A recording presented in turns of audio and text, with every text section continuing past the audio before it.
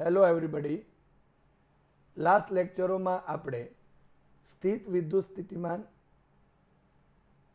માટેની થિયરીઓ જોઈ અને એના પર આધારિત આપણે દાખલાઓની પણ ચર્ચા કરી. આજે આપણે વિદ્યુત સ્થિતિ ઉર્જા પર આધારિત થિયરીઓની ચર્ચા કરીશું. સૌપ્રથમ આપણે વિદ્યુત સ્થિતિ ઉર્જા વિશે ચર્ચા કરીશું. તે માટે અહીં આપેલ એક આકૃતિને સમજીએ. તમે અહીં જોઈ શકો છો કે એક બિંદુવત ધન વીજભાર પ્લસ ક્યુ આપેલ છે અને આપણે જાણીએ છીએ કે બિંદુવત ધન વીજભાર જો ક્યુ હોય તો એના લીધે ઉદ્ભવતું વિદ્યુત ક્ષેત્ર એ ત્રિપરિમાણમાં બધી જ દિશામાં બહાર તરફની દિશામાં હશે. એટલે કે આ પ્લસ ક્યુ વીજભારને લીધે અહીં ઉદ્ભવતું વિદ્યુત ક્ષેત્ર આમ બહારની તરફ છે. હવે ધારો કે કોઈ એક પરીક્ષણ વીજભાર પ્લસ ક્યુ સ્મોલ ક્યુ ને બિંદુ આર થી બિંદુ પી પર આ વીજભાર પ્લસ કેપિટલ ક્યુ ના લીધે લાગતા અપાકર્ષી બળ ની વિરુદ્ધ લાવીએ છીએ. એટલે કે ધારો કે આ પરીક્ષણ વીજભાર છે તો એ પરીક્ષણ વીજભારને બિંદુ આર પરથી બિંદુ પી પર આ પ્લસ ક્યુ અને આ પ્લસ ક્યુ ના લીધે મળતા વિદ્યુત અપાકર્ષી વિદ્યુત બળની વિરુદ્ધ લાવીએ છીએ. એટલે કે અહીં ક્ષેત્રની વિરુદ્ધ આપણે પરીક્ષણ વીજભાર પ્લસ ક્યુ ને આર થી પી પર લાવીએ છીએ. તમે અહીં જોઈ શકો છો કે આ પ્લસ ક્યુ અને આ પણ પ્લસ ક્યુ જ છે. માટે ક્યુ કેપિટલ પ્લસ ક્યુ અને સ્મોલ જે ક્યુ છે બંને સજાતીય છે. એટલે કે બંનેને ધન લીધેલા છે. હવે આ પ્લસ ક્યુ એટલો બધો નાનો છે કે જેના લીધે આના લીધે એટલે કે આ પ્લસ ક્યુ ના લીધે ઉદ્ભવતા વિદ્યુત ક્ષેત્રમાં કશો ફરક પડતો નથી. એટલે કે આ જે સ્ત્રોત છે વિદ્યુત ક્ષેત્ર માટેનો એમાં કોઈ પણ પ્રકારનો ખલેલ પહોંચાડતો નથી. હવે જ્યારે આપણે આ સ્મોલ પ્લસ ક્યુ વીજભારને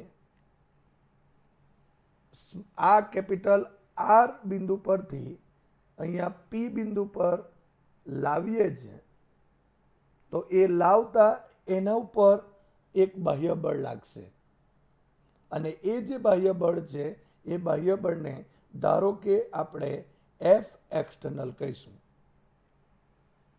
અને આ જે પ્લસ ક્યુ વીજભાર પર આ કેપિટલ ક્યુ ના વિદ્યુત ક્ષેત્રને લીધે એક વિદ્યુત બળ પણ મળશે અને એ જે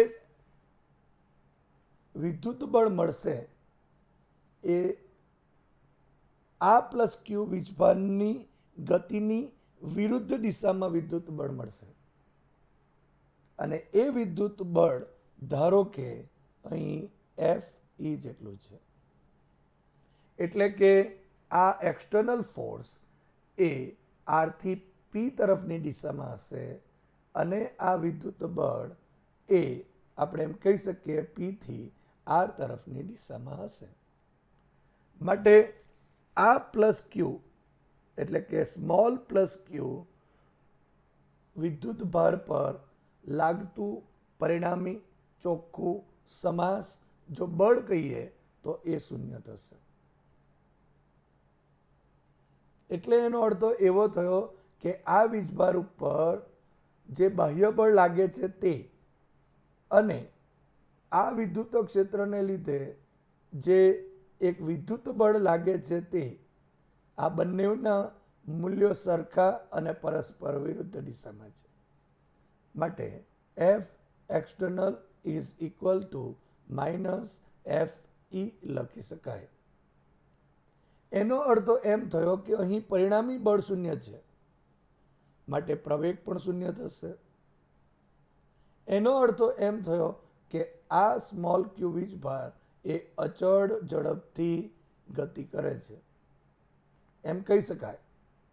અને આ સ્થિતિમાં આ બાહ્ય બળ વડે એટલે કે આ બાહ્ય બળ વડે થયેલું જે કાર્ય છે એ થયેલું કાર્ય આ સ્મોલ ક્યુ વીજભાર જે છે એની સ્થિતિ ઉર્જાના સ્વરૂપમાં સંગ્રહ પામે છે. અને આ કાર્ય ને બીજી રીતે જો કહેવું હોય તો એમ કહી શકાય કે અહીં જે વિદ્યુત બળ મળે છે એ વિદ્યુત બળ વડે થતા કાર્યના ઋણ મૂલ્ય જેટલું હોય છે. એટલે કે અહીં એમ કહી શકાય કે આ વીજભાર ક્યુમાં સંગ્રહ પામતી જે સ્થિતિ ઉર્જા છે એ સ્થિતિ ઉર્જા આ બાહ્ય બળ વડે થતા કાર્ય જેટલી હોય છે. હવે જો ક્યુ વીજભાર અહીં આર પરથી જ્યારે અહીં પી પર પહોંચશે ત્યારે જો અહીં બાહ્ય બળ જો દૂર કરવામાં આવે તો અહીં જે વિદ્યુત ક્ષેત્ર છે એના લીધે ઉદ્ભવતું જે વિદ્યુત બળ છે એ વિદ્યુત બળના લીધે અહીં જે આ સ્મોલ ક્યુ આવેલ છે એના ઉપર એક વિદ્યુત બળ આપશે અને એ વિદ્યુત બળ લગાડતા તે વીજભાર આ પ્લસ ક્યુથી દૂર તરફ જશે. માટે આ પી પાસે સંગ્રહ પામેલી જે સ્થિતિ ઉર્જા છે એ સ્થિતિ ઉર્જા એ સ્મોલ ક્યુને ગતિ ઉર્જા આપવામાં એવી રીતે વપરાય છે કે જેથી ગતિ ઉર્જા અને સ્થિતિ ઉર્જાનો સરવાળો અહીં અચળ રહે છે. માટે વિદ્યુતભાર સ્મોલ ક્યુને આર થી પી સુધી લઈ જવામાં બાહ્ય બળ વડે થયેલું કાર્ય એ ડબલ્યુ આર પી વડે જો દર્શાવીએ તો W R P is equal to integration R to P F external dot DR જેટલું થાય. આપણે અહીં પણ આકૃતિમાં જોઈ શકીએ છીએ. એટલે કે આર પરથી જ્યારે પી પર આ પ્લસ સ્મોલ ક્યુ વીજભારને લાવવા માટે જે બાહ્ય બળ વડે થયેલું જે કાર્ય છે એ આ સૂત્ર વડે આપણે દર્શાવી શકાય. અહીં એક બીજી વાત પણ નોંધી લઈએ કે આ કેપિટલ પ્લસ ક્યુ વીજભારને લીધે અહીં એક વિદ્યુત ક્ષેત્ર પણ છે અને એ વિદ્યુત ક્ષેત્રમાં આના પર આ ધન વીજભાર ઉપર એક વિદ્યુત બળ પણ લાગે છે. માટે એ વિદ્યુત બળ વડે પણ એક થતું કાર્ય હશે જે આર થી પી પર આવવા માટે કરવું પડતું કાર્ય છે એની વિરુદ્ધ દિશામાં હશે. માટે જો આપણે અહીં કહેવું હોય તો એમ કહી શકાય કે વિદ્યુત બળ વડે થતું કાર્ય WRP is equal two minus અહીંયા ઇન્ટિગ્રેશન આર ટુ પી અહીંયા એફ ઈ ડોટ ડીઆર જેટલું હશે. એટલે કે બાહ્ય બળ વડે થતું જે કાર્ય છે એની વિરુદ્ધ વિદ્યુત બળ વડે કાર્ય થાય છે. માટે અહીં માઇનસ નિશાની આપેલ છે. માટે જે વિદ્યુત ભાર પ્લસ સ્મોલ ક્યુ છે એની સ્થિતિ ઉર્જા એટલે કે આ જે કાર્ય છે એ વીજભાર ક્યુની સ્થિતિ ઉર્જા રૂપે સંગ્રહ પામે છે. માટે U is equal to integration R to P F external dot dr અથવા U ઇઝ ઇક્વલ ટુ અહીં માઇનસ નિશાની આવશે minus integration R to P F E dot dr જેટલું થશે. એટલે અહીં બે રીતે આપણે ચર્ચા કરી છે, એક તો બાહ્ય બળ વડે પણ અને સાથે સાથે અહીં વિદ્યુત બળ વડે પણ. માટે વિદ્યુત ભાર ક્યુની સ્થિતિ ઉર્જા આ રીતે આપણે મેળવી શકીએ.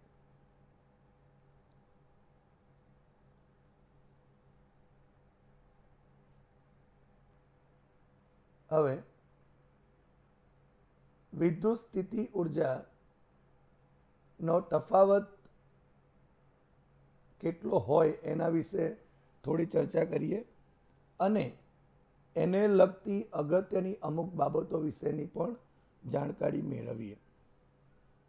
સૌપ્રથમ આપણે વિદ્યુત સ્થિતિ ઉર્જાનો તફાવત વિશે ચર્ચા કરીએ. આપણે જાણીએ છીએ કે જે વિદ્યુત ક્ષેત્ર છે તો એ વિદ્યુત ક્ષેત્રમાં દરેક બિંદુએ જો ક્યુ વીજભાર ધરાવતો કણ અમુક વિદ્યુત સ્થિતિ ઉર્જા ધરાવે છે. એટલે કે ધારો કે વિદ્યુત ક્ષેત્ર હોય એમાં જો કોઈ પ્લસ ક્યુ વીજભાર છે તો એનો મતલબ એમ થયો કે ત્યાં એક વિદ્યુત સ્થિતિ ઉર્જા છે. એટલે કે આ બિંદુ પાસે પણ અમુક સ્થિતિ ઉર્જા હશે અને આ બિંદુ પાસે પણ અમુક સ્થિતિ ઉર્જા હશે. ધારો કે આર બિંદુ પાસેની સ્થિતિ ઉર્જાને આપણે UR કહીએ અને અહીંયા પી બિંદુ પાસેની સ્થિતિ ઉર્જાને આપણે અહીં યુપી નામ આપીશું. હવે આર થી પી બિંદુ સુધી પ્લસ સ્મોલ ક્યુને ગતિ કરાવવા માટે જે કરવું પડતું જે કાર્ય છે એ કાર્ય આર અને પી પાસેની જે સ્થિતિ ઉર્જા હોય એના તફાવત જેટલી હોય છે. એટલે કે ધારો કે અહીં આર પાસે આપણે કીધું તે પ્રમાણે UR હોય અને પી પાસે જો યુપી હોય તો સ્થિતિ ઉર્જામાં થતો તફાવત delta you is equal two UP minus UR લખી શકાય, જ્યાં યુપી એ બિંદુ પી પાસેની સ્થિતિ ઉર્જા અને UR એ બિંદુ આર પાસેની સ્થિતિ ઉર્જા કહેવાય. માટે delta you is equal two WRP કહેવાશે. માટે ક્યુ વીજભારનું સ્થાનાંતર એ અપાકર્ષણી બળની વિરુદ્ધમાં થાય છે. તેથી વિદ્યુત બળ વડે થતું જે કાર્ય એ ઋણ ગણાય. માટે delta you is equal two minus અહીં WRP થશે. હવે આપણે જો એમ કહેવું હોય તો એમ કહી શકાય કે યાદચ્છિક વીજભારના વિદ્યુત ક્ષેત્ર માટે એટલે કોઈ આપણી મરજી મુજબના વિદ્યુત ક્ષેત્ર માટે જો વિચારીએ તો બે બિંદુઓ વચ્ચેના વિદ્યુત સ્થિતિ ઉર્જાના તફાવતને એક બિંદુથી બીજા બિંદુ પર આપેલ ક્યુ વીજભારને પ્રવેગ રહિત લઈ જવા માટે બાહ્ય બળ વડે કરવા પડતા કાર્ય તરીકે વ્યાખ્યાયિત કરી શકાય.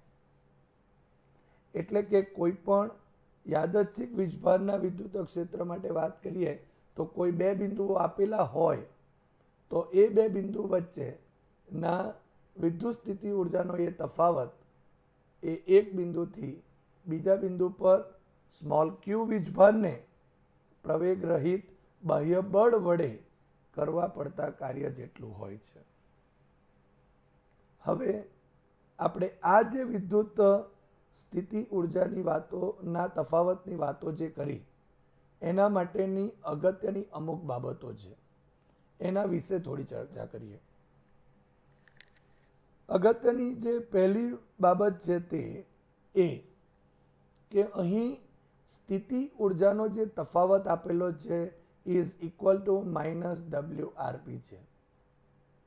અહીં તમે જોઈ શકો છો કે આ જે જમણી બાજુનું જે પદ છે એ જમણી બાજુના પદ એવું દર્શાવે છે કે વિદ્યુત બળ વડે થતું કાર્ય એ કાર્ય છે દર્શાવે, એ વિદ્યુત બળ વડે થતું કાર્ય છે. અને આપણે જાણીએ છીએ કે વિદ્યુત ભારના માત્ર આ જે કાર્ય છે એ કાર્ય એ વીજભારના માત્ર પ્રારંભિક અને અંતિમ સ્થાનો પર જ આધારિત છે. આપણે આગળ વિદ્યુત ક્ષેત્ર સંરક્ષી હોય છે એ માટેની થિયરી જોઈ હતી અને એમાં પણ આપણે કોઈ વિદ્યુત ક્ષેત્રમાં વીજભારને એક બિંદુ પાસેથી બીજી બિંદુ પાસે લઈ જવા માટે કરવું પડતું કાર્ય શોધતા ત્યારે પણ આપણે એ જ વાતો સંરક્ષી હોવાથી વીજભારના માત્ર પ્રારંભિક સ્થાન અને અંતિમ સ્થાન ઉપર જ એ આધારિત હોય છે. એટલે કે વીજભારને એક બિંદુથી જ્યારે બીજા બિંદુએ લઈ જવા માટે ઘણા બધા માર્ગો વિચારી શકાય, અસંખ્ય. પણ આ ગતિ દરમિયાન વિદ્યુત ક્ષેત્ર વડે થયેલું કાર્ય એ માત્ર પ્રારંભિક અને અંતિમ સ્થાનો પર જ આધારિત હોય છે. એ એક બિંદુથી બીજા બિંદુએ જવા માટે લીધેલા માર્ગ ઉપર આધારિત નથી હોતા. આ એની પહેલી અગત્યની બાબત થઈ. બીજી અગત્યની બાબત જો આપણે કહીએ તો સ્થિતિ ઉર્જાના નિરપેક્ષ મૂલ્યનો કોઈ અર્થ નથી, પણ માત્ર સ્થિતિ ઉર્જાનો તફાવત જ અગત્યના હોય છે. એટલે કે સ્થિતિ ઉર્જાનો તફાવત delta you is equal two UP minus UR જેટલું થશે.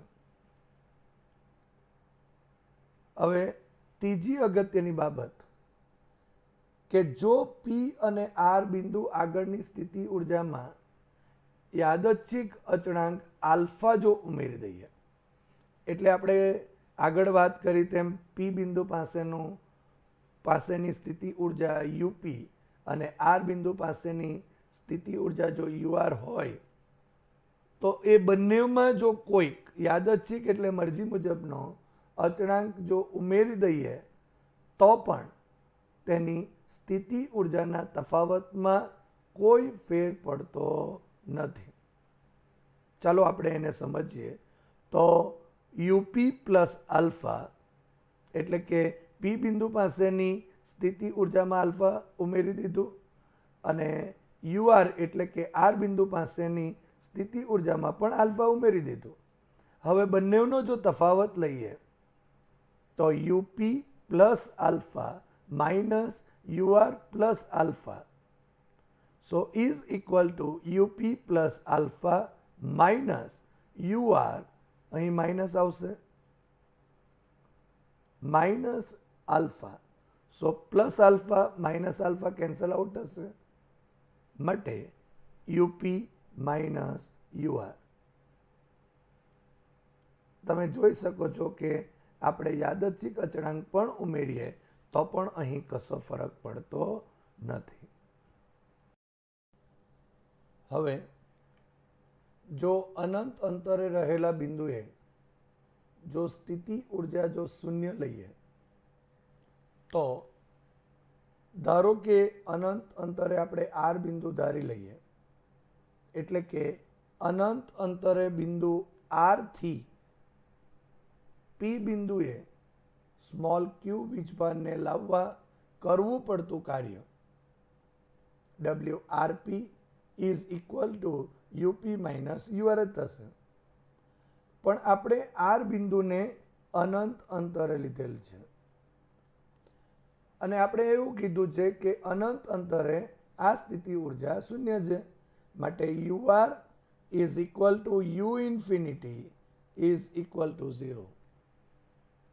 માટે WRP is equal two UP minus U infinity.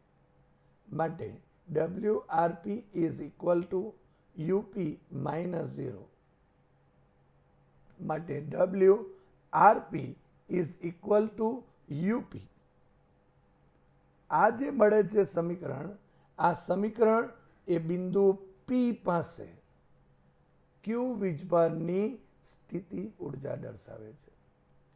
એટલે કે અનંત અંતરેથી જો આપણે ક્યુ વીજભારને ક્ષેત્રમાં આપેલા બિંદુ P પાસે લાવવા માટે જે કરવું પડતું જે કાર્ય છે, એ કાર્ય એ તે જે બિંદુ છે એની પાસે એ વીજભારની સ્થિતિ ઉર્જા દર્શાવે છે.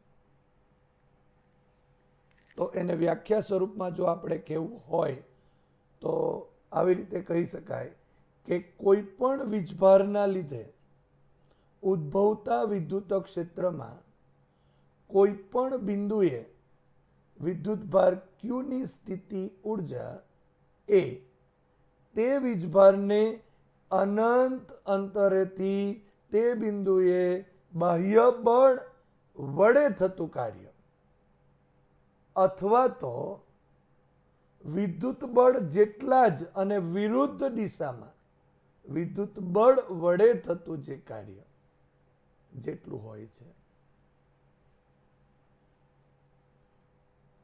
આજે આપણે વિદ્યુત સ્થિતિ ઉર્જા અને વિદ્યુત સ્થિતિ ઉર્જાના તફાવત વિશે ચર્ચા કરી. હવે આપણે વીજભારોના તંત્રની સ્થિતિ ઉર્જા કેટલી હોય એના વિશે ચર્ચા કરીશું.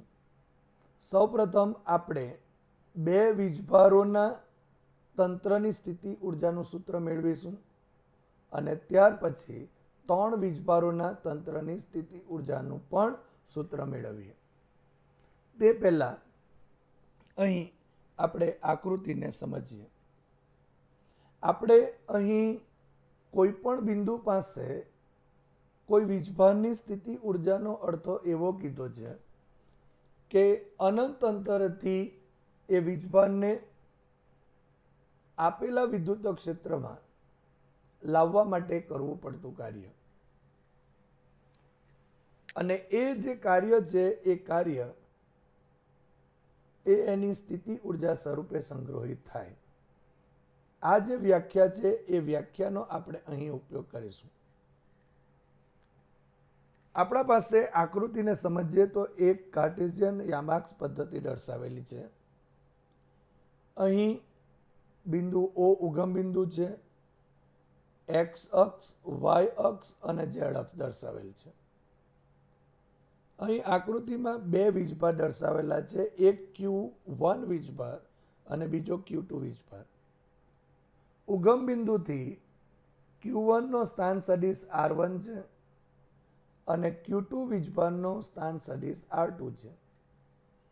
અને આ Q1 વીજભાર અને Q2 વીજભાર વચ્ચેનું જે અંતર છે એ R12 વડે દર્શાવેલ છે. તો સૌપ્રથમ આપણે અહીં એ સમજીએ કે આ બે વીજભારોના તંત્રની સ્થિતિ ઉર્જા કેટલી. અત્યારે આપણે જો વિચારવું હોય તો એમ વિચારી શકાય કે અહીં આ કાર્ટેશિયન યામાક્સ પદ્ધતિમાં કોઈ પણ વીજભાર નથી. ધારો કે આ Q1 વીજભાર અને Q2 વીજભાર એ અનંત અંતરે છે, અને અત્યારે આ કાર્ટેશિયન યામાક્સ પદ્ધતિમાં કોઈ પણ પ્રકારનો વીજભાર નથી. હવે ધારો કે Q1 વીજભારને આપણે અનંત અંતરેથી, અહીં તમે જોઈ શકો છો ઉગમ બિંદુથી જેનો સ્થાન સદિશ છે R1 ત્યાં લાવીએ છીએ. એટલે સૌપ્રથમ આ જે આકૃતિમાં અત્યારે Q1 અને Q2 દર્શાવેલ છે એ ધારો કે અત્યારે છે જ નહીં, અને માત્ર ને માત્ર અહીં આપણા પાસે કોઈ પ્રકારનું વિદ્યુત ક્ષેત્ર પણ નથી. હવે આપણે Q1 વીજભાર જે અનંત અંતરે છે તેને અહીં આ બિંદુ પાસે એટલે કે ઉગમ બિંદુથી જેનો સ્થાન સદિશ R1 છે તે બિંદુ પાસે લાવવા માટે કરવું પડતું કાર્ય શૂન્ય થશે. તો કેમ? કારણ કે જ્યારે આપણે Q1 ને અનંત અંતરેથી એટલે કે અનંત અંતરેથી જ્યારે અહીં લાવીશું ત્યારે એની ગતિની વિરુદ્ધમાં કોઈ પણ પ્રકારનું ક્ષેત્ર તો છે જ નહીં અને એટલા માટે કોઈ પણ પ્રકારનું કામ કરવા પડશે નહીં. માટે કાર્ય કરવા પડતું નથી. માટે W1 ઇઝ ઇક્વલ ટુ શું થશે? 0. કારણ કે શરૂઆતમાં અહીં કોઈ પણ પ્રકારનું વિદ્યુત ક્ષેત્ર નથી. આ Q2 પણ અનંત અંતરે જ છે. હવે આ કાર્ટેશિયન યામાક્સ પદ્ધતિમાં આ બિંદુ પાસે હવે Q1 આવી ગયું છે એટલે એના લીધે એક સ્થિતિમાન કોઈ એક બિંદુ પાસે આપણે ધારો કે આ બિંદુ પાસે લઈ શકાશે. તો એ રીતે અત્યારે અહીંયા એક ક્ષેત્ર પેદા થયું. જે Q1 વીજભાર અહીં આવી ગયો છે એના લીધે એક ક્ષેત્ર પેદા થશે અને એના લીધે કોઈ એક બિંદુ પાસે એક સ્થિતિમાન પણ મળશે જેની ચર્ચા આપણે આગળ કરીએ. હવે Q1 વીજભારનું અવકાશમાં R12 અંતરે સ્થિતિમાન એટલે કે જો આ ધારો કે Q1 છે તો ત્યાંથી R12 અંતરે અહીં આ બિંદુ પાસે જે સ્થિતિમાન છે એ સ્થિતિમાન એ V1 is equal to KQ1 divided by R12 થશે. જે આપણે બિંદુવત વીજભારને લીધે ઉદ્ભવતા વિદ્યુત સ્થિતિમાન પરથી મેળવી શકાય. હવે આ જે Q1 છે એ Q1 ના લીધે પણ આગળ વાત કરી તે પ્રમાણે એક ક્ષેત્ર અહીં બનશે. હવે આ Q2 વીજભાર તો અનંત અંતરે છે અને એટલા માટે જો આપણે એમ કહેવું હોય કે આ Q1 ના લીધે જે વિદ્યુત ક્ષેત્ર છે એ વિદ્યુત ક્ષેત્રમાં અનંત અંતરેથી Q2 વીજભારને ઉગમ બિંદુની સાપેક્ષ આ R2 જેટલા અંતરે એટલે કે આટલે અહીં લાવવા માટે બાહ્ય બળ વડે કરેલું કાર્ય એ W2 લખી દઈએ તો is equal two Q2 into V1 થશે. સો ઇઝ ઇક્વલ ટુ અહીં Q2 કૌંસમાં V1 ની જો કિંમત એડ કરીએ તો KQ1 ડિવાઇડેડ બાય R12 થશે. માટે W2 is equal to KQ1 Q2 divided by R12 લખી શકાય. આ W2 નું જે સમીકરણ મળે છે એને આપણે સમીકરણ નંબર 2 કહીશું. અહીં જે સ્થિત વિદ્યુત બળ છે એ સંરક્ષી બળ છે અને તેથી આ જે કાર્ય થાય એ કાર્ય તંત્રની સ્થિતિ ઉર્જા સ્વરૂપે સંગ્રહ પામે છે. માટે બે વીજભારો Q1 અને Q2 એટલે કે આ અને આ બે વીજભારોના બનેલા જે તંત્ર છે એ તંત્રની સ્થિતિ ઉર્જા એક સમીકરણ નંબર 1 અને સમીકરણ નંબર 2 પરથી U is equal to W1 plus W2 is equal to 0 plus KQ1 Q2 divided by R12 માટે U is equal to KQ1 Q2 divided by R12 જેટલી થશે. આમ બે વીજભારોના તંત્રની સ્થિતિ ઉર્જા તેમના વીજભારોના ગુણાકારના સમપ્રમાણમાં અહીં તમે જોઈ શકો છો Q1 Q2 ના ગુણાકારના સમપ્રમાણમાં અને તેમની વચ્ચેના અંતરના એટલે કે આ બે અંતર R12 અંતરના વ્યસ્ત પ્રમાણમાં હોય છે. હવે ત્રણ વીજભારોના તંત્રની વિદ્યુત સ્થિતિ ઉર્જાનું સૂત્ર મેળવીએ. અહીં એક કાર્ટેશિયન યામાક્સ પદ્ધતિ દર્શાવેલ છે, જેમાં P1, P2 અને P3 આ ત્રણ બિંદુઓ પાસે Q1, Q2 અને Q3 દર્શાવેલ છે. પણ આપણે આગળની થિયરીમાં વાત કરી તે પ્રમાણે અત્યારે શરૂઆતમાં ધારો કે આ ત્રણ વીજભાર Q1, Q2 અને Q3 એ અનંત અંતરે છે, અને ધારો કે એ ત્રણે ત્રણ જે વીજભારો છે એ વીજભારોને આપણે જુદા જુદા ઉગમ બિંદુની સાપેક્ષ સ્થાન સદિશો R1, R2 અને R3 અંતરે આપેલા બિંદુ જે P1, P2 અને P3 પાસે લાવવાના છે. તો શરૂઆતમાં આપણે એવું ધારી લઈએ કે અહીં કોઈ પણ પ્રકારનું વીજભારી તંત્ર નથી, એટલે કે કોઈ પણ વીજભાર છે જ નહીં. હવે સૌપ્રથમ આપણે Q1 વીજભારને P1 બિંદુએ લાવવા કરવું પડતું કાર્ય.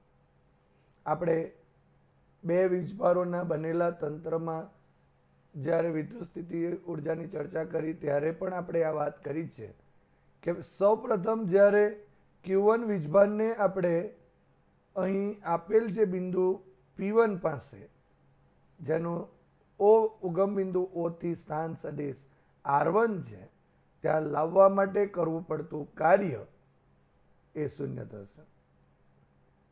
આગળ વાત કરી તે પ્રમાણે Q1 ને P પર લાવતા કોઈ બાહ્ય ક્ષેત્ર નથી, એટલે કે અહીં કોઈ બાહ્ય ક્ષેત્ર છે જ નહીં, માટે કરવું પડતું કાર્ય પણ શૂન્ય થશે.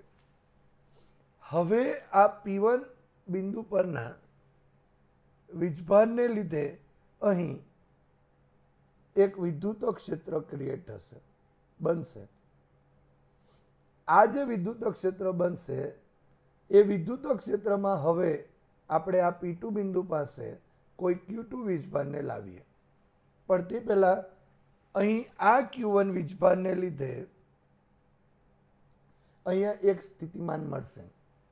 ધારો કે અહીં વિચારીએ તો R12 જેટલા અંતરે આ P2 બિંદુ આવેલું છે, આ P1 ની સાપેક્ષ, અને ત્યાંનું સ્થિતિમાન એટલે કે Q1 ને લીધે P2 બિંદુ પાસેનું જો સ્થિતિમાન વિચારીએ તો તે V1 is equal to KQ1 divided by R12 થશે, જેની ચર્ચા આપણે આગળ પણ કરી છે.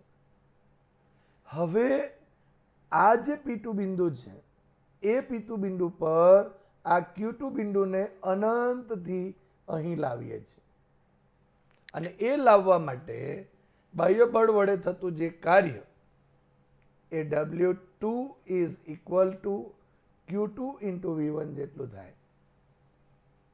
હવે V1 તો આપણે મેળવ્યું જ છે અહીંયા કે આ બિંદુ વીજભારને લીધે અહીંનું સ્થિતિમાન આ બિંદુ પાસેનું સ્થિતિમાન છે ઇન્ટુ Q2, માટે Q2 into KQ1 divided by R12, માટે W2 ઇઝ ઇક્વલ ટુ અહીં Q1 Q2 divided by R12 થશે. ધારો કે આને સમીકરણ નંબર 2 કહી દઈએ. W1 બરાબર 0, જેને સમીકરણ નંબર 1 કીધેલ છે, અને W2 is equal to KQ1 Q2 divided by R12 એને સમીકરણ નંબર 2 કહીએ છીએ. હવે Q1 અને આ Q2 આ બે જે વીજભારો છે એ વીજભારોને લીધે આ બિંદુ P3 પાસે, કે જ્યાં P3 બિંદુ પાસેનું સ્થિતિમાન આપણે શોધીએ તો સૌપ્રથમ Q1 ના લીધે અહીં P3 બિંદુ પાસેનું સ્થિતિમાન એ જો ધારો કે V1 ડેશ કહીએ અને Q2 વીજભારને લીધે આ બિંદુ P3 પાસે નું વિદ્યુત સ્થિતિમાન એને આપણે V2 ડેશ કહીએ. તો પરિણામી જે વિદ્યુત સ્થિતિમાન છે V3 એટલે કે P3 બિંદુ પાસે નું Q1 અને Q2 વીજભારોને લીધે જે વિદ્યુત સ્થિતિમાન V3 is equal to V1 dash plus V2 dash થશે. So V3 is equal to KQ1 divided by R13, જ્યાં R13 એ Q1 થી P3 સુધીનું અંતર છે, plus KQ2 divided by R23 જે વીજભાર Q2 થી અહીંયા P3 બિંદુ સુધીનું અંતર દર્શાવે છે. માટે V3 is equal to KQ1 divided by R13 plus KQ2 divided by R23. હવે આ P3 બિંદુ પાસે એક સ્થિતિમાન V3 મળી ગયું. હવે અનંત અંતરેથી આપણે Q3 વીજભારને આ બિંદુ P પર લાવવા માટે કરવું પડતું કાર્ય શોધીએ, જેને આપણે W3 કહીશું, is equal to Q3 into આ બિંદુ પાસેનું સ્થિતિમાન V3. હવે આ V3 છે અહીંથી ઉમેરતા W3 is equal to Q3 into KQ1 divided by R13 plus KQ2 divided by R23 કાઉન્સ ઓવર થશે. માટે અહીં Q3 ને અંદર જો આપણે લઈ લઈએ તો W3 is equal to KQ1 Q3 divided by R13 plus KQ2 Q3 divided by R23 થશે. આને આપણે સમીકરણ નંબર 3 કહીશું, એટલે કે આ W3. હવે સમીકરણ 1 એટલે W1, સમીકરણ નંબર 2 એટલે W2 અને સમીકરણ નંબર 3 એટલે કે W3 આપણને મળે છે. માટે Q1, Q2 અને Q3 વીજભારોના તંત્રની કુલ વિદ્યુત સ્થિતિ ઉર્જા U is equal to W1 plus W2 plus W3 થશે. હવે W1 ઇઝ ઇક્વલ ટુ 0 છે. આગળ આપણે વાત કરી તે પ્રમાણે plus W2 is equal to K Q1 Q2 divided by R12 પ્લસ W3 is equal to K Q1 Q3 divided by R13 પ્લસ K Q2 Q3 divided by R23. માટે U is equal to K Q1 Q2 divided by R12 પ્લસ K Q1 Q3 divided by R13 પ્લસ K Q2